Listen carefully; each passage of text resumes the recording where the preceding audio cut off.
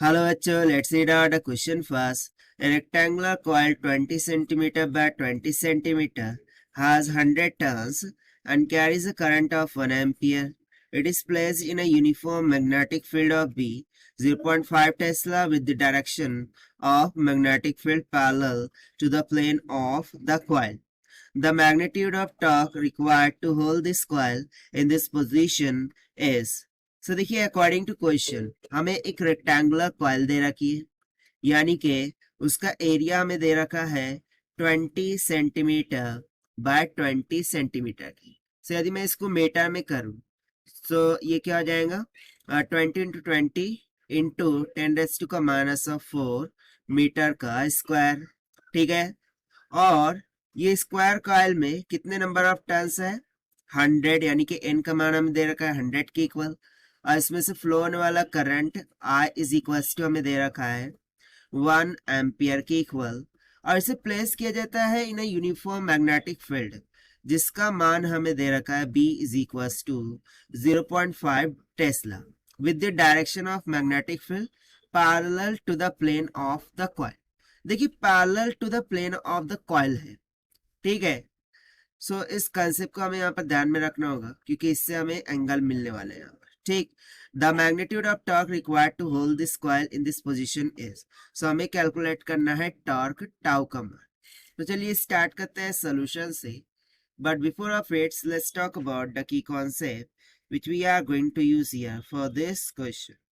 सो यदि मैं टॉर्क का फॉर्मूला लिखूं सो वो क्या हो जाता है, this is equal to the magnetic movement cross magnetic field vector, जिसको हम फर्दर क्या लिख सकते हैं, tau is equal to M B sine of theta के बराबर, जहां पर थीटा ये मैग्नेटिक मूवमेंट और मैग्नेटिक फील्ड के बिटवीन में एंगल होता है. Now if you see that, so magnetic field की डायरेक्शन क्या है, पैरेलल है with respect to the plane of the coil. सो जो मैग्नेटिक मूवमेंट होगा वो बेसिकली कैसा हो जाएगा, परपेंडिकुलर हो जाएगा with respect to the magnetic field. ठीक है, यानी कि इन दोनों के बिटवीन में एंगल कितने का बन रहा है, 90 डिग्री के इक्वल, क्योंकि प्लेन पैरेलल है मैग्नेटिक फील्ड की. ठीक है, now further if you know that, so magnetic movement को हम किस तरीके से लिखते थे, N into I into A, that is number of turns into current into area of the coil.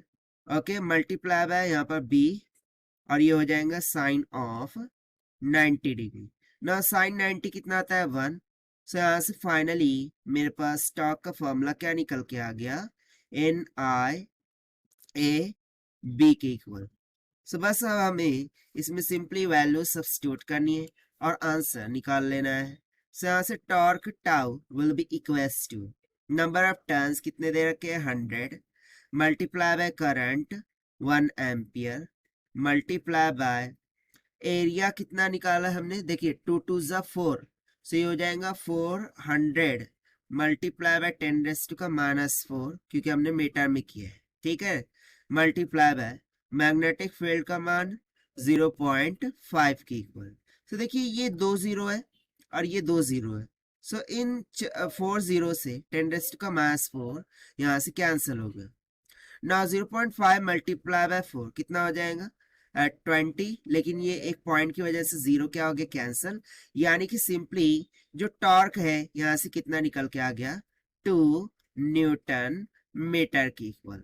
और यही हो जाएगा हमारा आंसर जो कि हमने सॉल्व किया है by using the conceptual formula of torque से.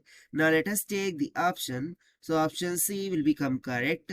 So this is the required solution. I hope you understood well. Best of luck. Thank you.